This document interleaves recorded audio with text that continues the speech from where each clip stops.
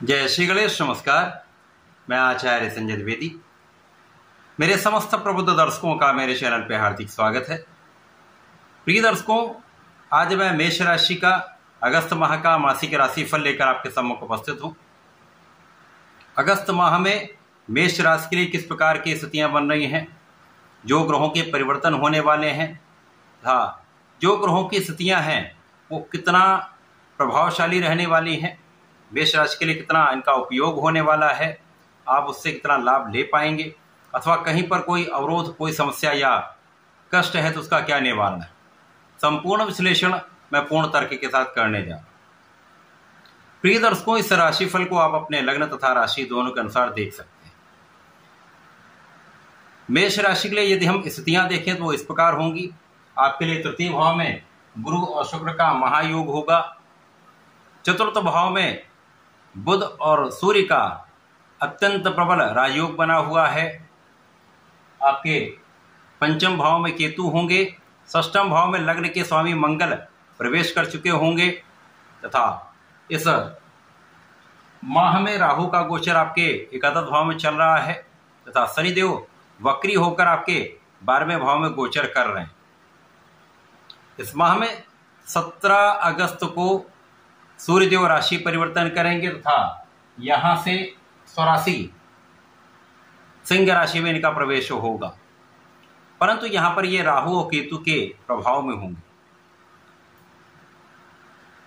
यहां से 21 अगस्त को शुक्राचार्य का राशि परिवर्तन तृतीय भाव से चतुर्थ भाव में होगा। यहां पर बुध के साथ शुक्र का महायोग बनेगा। इसी प्रकार से इस माह में बुध के 2 परिवर्तन होंगे। एक 11 अगस्त को होगा जब बुध वक्री से मार्गी हो जाएंगे। दूसरा परिवर्तन 30 अगस्त को होगा जब बुध राशि परिवर्तन कर लेंगे तथा सिंह राशि में प्रवेश कर जाएंगे।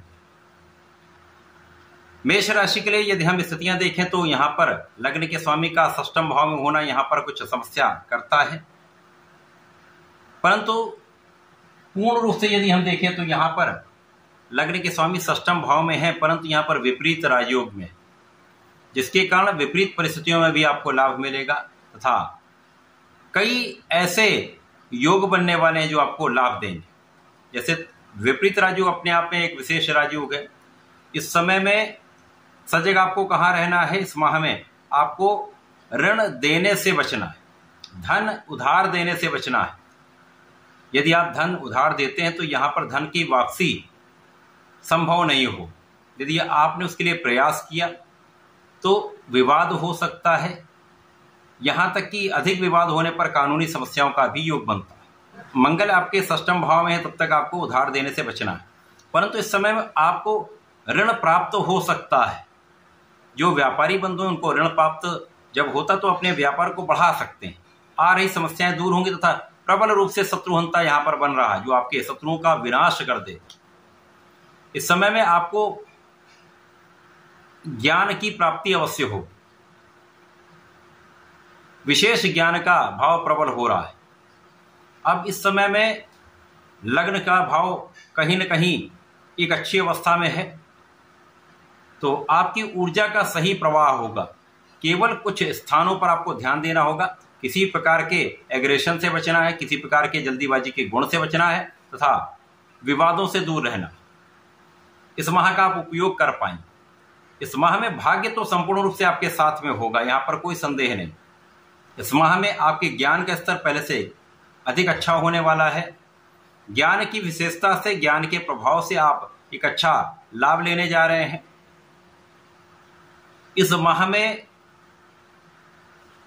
जो स्थितियां बन रही हैं उसमें यदि आप पार्टनरशिप में काम कर रहे हैं, साझेदारी में कुछ कार्य करते हैं, प्रोफेशन में, वहां एक प्रबल लाभ आपको प्राप्त हो सकता है। कुछ ऐसी स्थितियां अचानक बन सकती हैं जो आपके लिए अत्यंत लाभकारी हों।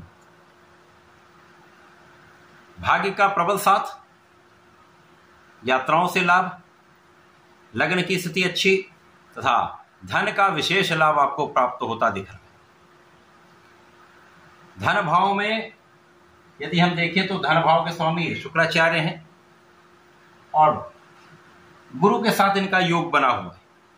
गुरुदेव बृहस्पति मंगल के मित्रत्व भाव में होते अत्यंत कारक भी हैं, जिसके कारण भाग्येश भी होते हैं तथा द्वादश के स्वामी भी होते हैं। अब अत्यंत कारक है जिसके कारण शुक्र का प्रभाव भी यहाँ पर बढ़ता है। तो भाग्य से धन का भी लाभ मिलेगा, कर्म क्षेत्र की उन्नति भी होगी, अचानक सफलता की प्राप्ति भी होगी। मेष राशि के लिए जो शनिदेव का प्रभाव है वो 7.5 के प्रथम चरण का है, परंतु यहाँ पर शनिदेव वक्री, जिसके कारण 7.5 का प्रभाव यहाँ पर कम हो चुका है।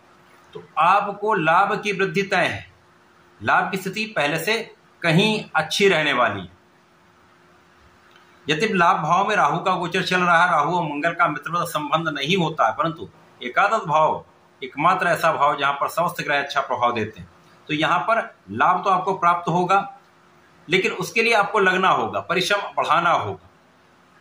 यदा कदा यहां पर आपके संतान का पक्ष निर्बल हो सकता है, संतान के स्वास्थ्य में कुछ समस्या हो सकती है, अथवा संतान के कारण कुछ चिंता हो सकती है। इसी प्रकार से आपके ज्ञान के स्तर में अच्छा लाभ हो रहा है, परंतु पढ़ाई में कुछ कभी कभी मन आपका विरत होने लगेगा। यहां आपको अपने आत्मबल को प्रबल रखना है तथा पूर्ण रूप से लगे रहना। परंतु इस समय में लोगों का संपूर्ण सहयोग आपको प्राप्त होता है। विशेष रूप से यदि आप अपने कार्य क्षेत्र में देखें तो सरकारी नौकरी में है तो यहाँ पर सरकार का, सरकारी तंत्र का, प्रशासन का संपूर्ण सहयोग आपको प्राप्त होगा। उच्चाधिकारियों का सहयोग मिलता है। जनता से संबंधित कार्यों में है, जनता से संबंधित किसी प्रोफेशन में है, किसी सामाजिक कार्य में है, तो वहां पर बहुत अच्छा लाभ आपको मिल रहा है। आपके मान सम्मान में भी वृद्धि का योग दिख रहा है। माता के सुखों में वृद्धि हो रही, माता पिता का आशीर्वाद आपको प्राप्त होगा तथा इस समय में कार्य क्षेत्र में 100% आप सफल रहेंगे। पद की प्राप्ति, धन की प्राप्ति तथा मन चाहा आपको पद और स्थान प्राप्त हो सकता है। अब इस माह में जो सूर्यदेव स्वराशि में जाएंगे तो राहु के प्रभाव में होंगे, ग्रहण दोष लगेगा, परंतु स्वराशि में सूर्यदेव भी बलवान होंगे।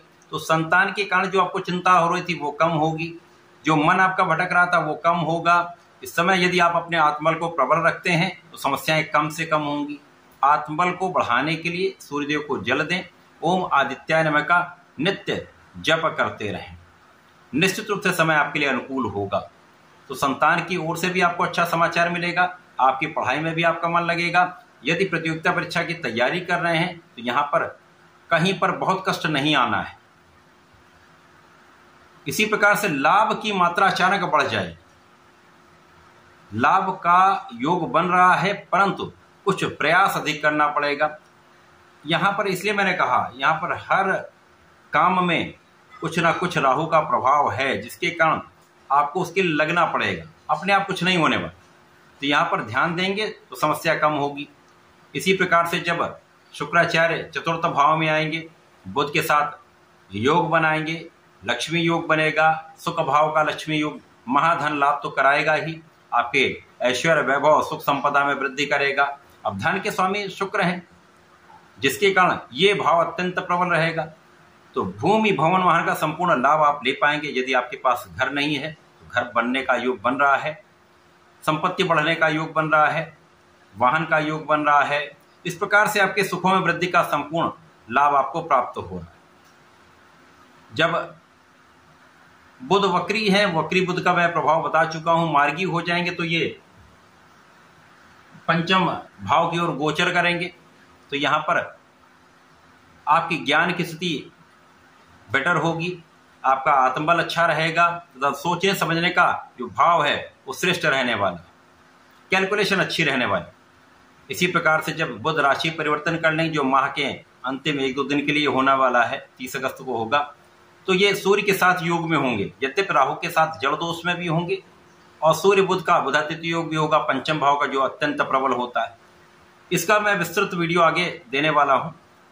तो इस माह में मेष राशि के लिए अगस्त का जो प्रभाव है वो विशेष है, अच्छे लाभ कराने वाला है, सुखों को बढ़ाने वाला है। कुछ चीजों का ध्यान रखेंगे तो समस्याएं कम हो जाएंगी। आपको नियमित रूप से भगवान शंकर मोचन की शरण में रहकर ओम हम हनुमते नमः का जप करना चाहिए। हनुमानाष्टक का पाठ नित्य करें। प्रत्येक शनिवार को या मंगलवार को 7 बार बजरंगबाण का संकल्प लेकर पाठ करें तो समस्याएं ना के बराबर होंगी, समस्त लाभ आप प्राप्त कर पाएंगे। तो ऐसा करके इसका लाभ लें। धन्यवाद, नमस्कार।